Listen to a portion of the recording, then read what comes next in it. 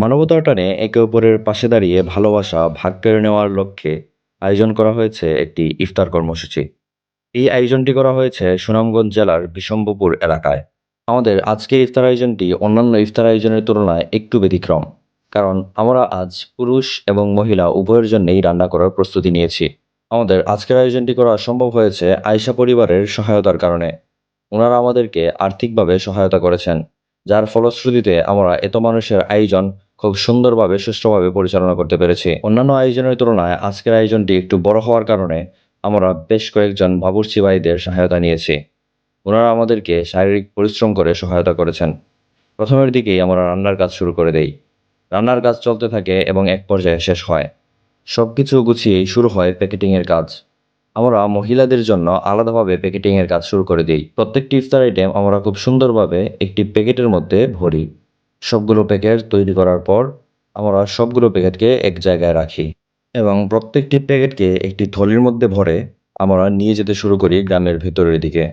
আমরা যাওয়ার পথে যাদেরকে পেয়েছিলাম আমরা ওনাদেরকে ইফতার দেওয়ার চেষ্টা করেছি।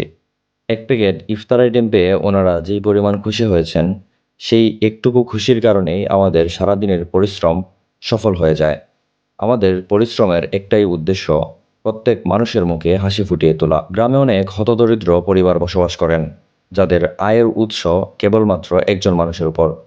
ওনাদের হাতে একটু ইফতার পৌঁছে দেওয়ার মানে ভালোবাসা পৌঁছে দেওয়া, খুশি পৌঁছে দেওয়া। হেল্পিং হিউম্যানিটি সবসময় চায় মানুষের পাশে থাকতে, মানুষকে সাহায্য করাই আমাদের একমাত্র লক্ষ্য এবং উদ্দেশ্য। আমরা গ্রামের ভিতরে ঢুকে মহিলাদের কাছে ইফতারের প্যাকেটগুলো পৌঁছে দেই। এই পুরো আয়োজনটি করতে আমাদেরকে একজন ভাই দিক নির্দেশনা দিয়েছিলেন। আমরা ওনার মুখ থেকে কিছু শুনে আসি। আসসালামু আলাইকুম রহমতুল্লাহি বারাকাতুহু। মহান আল্লাহ রাব্বুল আলামিনের লাখো কোটি শুকরিয়া। আমরা মহিলাদের জন্য প্রত্যেকের বাড়ি বাড়ি আমরা পৌঁছায় দিয়েছি। পুরুষের জন্য আমরা আজকে ইফতারের জন্য আমরা রেডি করতেছি। এই যে দেখেন আপনি লইছি আমরা, এখন আমরা সানা লইব। এই যে আমরা সানা লইতেছি। তারপরে আমরা যে কমলা, তারপরে টমেটো, কাজু, শসা, লেবু, আপেল, জিলাপি, পেঁয়াজি, আনারস, আঙ্গুর।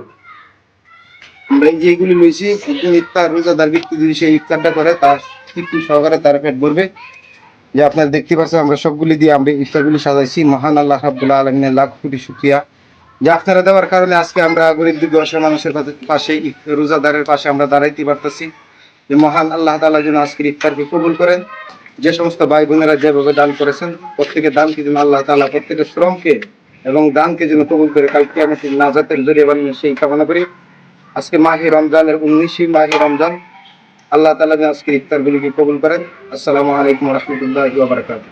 আমাদের প্রিয় দিনী ভাই খুব সুন্দরভাবে বর্ণনা করেছেন আজকের ইফতার আয়োজনটুকু, এবং পাশাপাশি তিনি ধন্যবাদ জানিয়েছেন ফ্যামিলি অফ আয়েশাকে, যারা আমাদেরকে আর্থিকভাবে সহায়তা করেছেন। আমাদের হেল্পিং হিউম্যানিটি পরিবারের পক্ষ থেকে ওনাদের প্রতি আবারও ধন্যবাদ, কারণ ওনাদের আর্থিক সহায়তার কারণে আজকে আমরা এত বিশাল একটি প্রোগ্রামকে সফল করতে পেরেছি। আমরা সবসময় চেষ্টা করি আমরা যেখানে ইফতার আয়োজন করি সেখানে যদি কোনো এতিমখানা কিংবা মাদ্রাসা থেকে থাকে তাহলে সেখানকার বাচ্চাদেরকে এনে তাদেরকে একটি সুন্দর পরিবেশে ইফতার খাওয়ানোর, এবং সেই কাজটি আমরা প্রতিনিয়তই করি এবং করব ইনশাআল্লাহ। ধীরে ধীরে আমাদের ইফতার পরিবেশনের কাজও প্রায় শেষের দিকে চলে আসে এবং গ্রামের মানুষও চলে আসেন। সেজন্য তারা বসেন এবং ইমাম সাহেবও দোয়া পড়ানো শুরু করে দেন।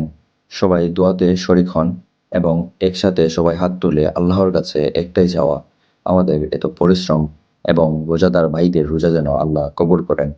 দীর্ঘ অপেক্ষার পর আজান শুরু হয় এবং সবাই একসাথে ইফতার করেন। খোলা মাঠে বসে সবাই একসাথে ইফতার করার আনন্দটুকু আমাদের সারাদিনের ক্লান্তিকে ভুলিয়ে দেয়। একপাশে সকল রোজাদার ভাইয়েরা বসে ইফতার করছিলেন এবং মসজিদের বারান্দায় বসে আমরা ইফতার করছিলাম। ইফতার শেষে সবাই নামাজের প্রস্তুতি নেন এবং সবাই একসাথে নামাজ পড়ি। এর মধ্য দিয়েই সমাপ্তি ঘটে আমাদের আজকের ইফতার আয়োজন। আল্লাহর কাছে লাখো কোটি শুকরিয়া। আলহামদুলিল্লাহ।